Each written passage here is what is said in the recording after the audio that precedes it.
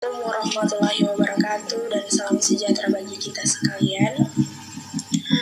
Terima kasih atas kesempatan yang diberikan kepada saya atas nama Orisa Adawowo, kelas C6 Prodi Akuntansi, NIM 220611040291 dari Fakultas Ekonomi dan Bisnis Universitas Samratulangi Manado. Tetapi sebelum saya masuk ke dalam materi, saya menyapa dengan kasih Inci Vinci Watak SPD MPD. Di kesempatan kali ini saya akan membawa materi tentang bahasa yang lugas dalam genre makro. Nah, genre makro adalah genre yang secara global menjadi nama jenis teks yang dimaksud, yang di dalamnya masih terdapat sejumlah subgenre yang disebut genre makro. Beberapa contoh genre makro antara lain iklan berita editorial, artikel jurnal, brosur. Ada 3 unsur penting dalam pemakaian penulisan huruf. Di antaranya adalah nama bangsa, suku, dan bahasa, nama tahun, bulan, dan hari, judul. Kesalahan umum penulis huruf terjadi pada huruf pertama kata-kata yang mendahului nama bangsa, suku, bahasa, tahun, bulan, dan hari, serta judul dan daftar isi. Contohnya, bahasa Indonesia bukan bahasa Indonesia. Dengan mencermati contoh di atas, hanya huruf pertama, nama bangsa, suku, dan bahasa yang ditulis dengan huruf besar.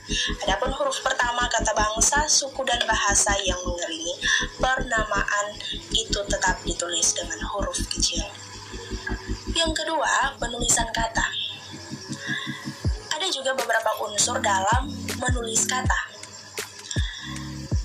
yaitu kata turunan, prolitik ku dan kau, kata depan, ke dan di, partikel pun. Kekeliruan penulisan kata biasanya berkenaan dengan kata turunan, prolitik, ke, dan di, kata depan yang sering tertukar dengan imbuhan partikel pun. Kata turunan adalah kata yang dibentuk melalui pengimbuhan, pengulangan, dan pemajemukan. Contohnya, menggaris bawahi bukan menggaris bawahi, menyebarluaskan bukan menyebarluaskan. Nah, ada juga kata depan ke dan di. Bentuk di dan ke sebagai awalan dan kata depan ditulis berbeda. Sebagai awalan di dan ke ditulis serangkai. Contohnya, ditambah jual, dibaca, dijual. Ditambah cangkul, dibaca, dicangkul. Yang kedua, tanda titik koma. Ada 2 contoh yang paling mendasar dalam tanda titik koma. Yang pertama, tanda titik koma dipakai di antara unsur-unsur dalam sesuai perincian atau pembilangan.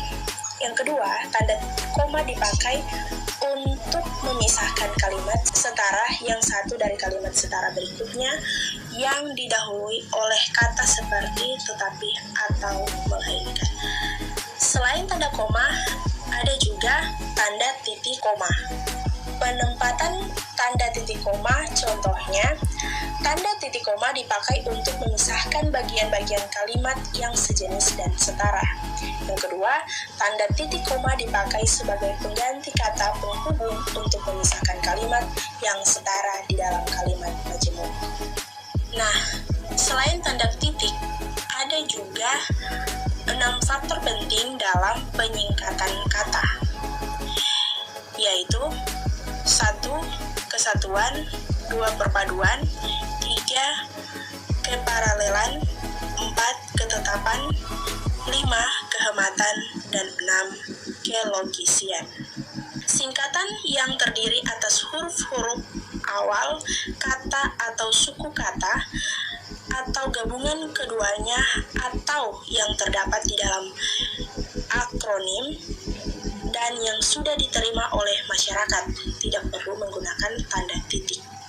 Ada 2 contoh, pilih kata diksi atau kalimat efektif. Nah, yang terakhir, paragraf atau alinea. Paragraf atau alinea sama juga dengan pembahasan yang di atas tadi. Mempunyai beberapa faktor penting, tetapi paragraf atau alinea hanya mempunyai 3 faktor penting, yaitu syarat-syarat pembentukan paragraf, yang kedua letak kalimat topik, dan yang ketiga jenis paragraf berdasarkan fungsinya dalam karangan. Demikian materi yang saya bawakan di kesempatan kali ini. Kurang dan lebihnya saya mohon maaf. Akhir kata saya ucapkan terima kasih. Wassalamualaikum warahmatullahi wabarakatuh dan salam sejahtera bagi kita semua.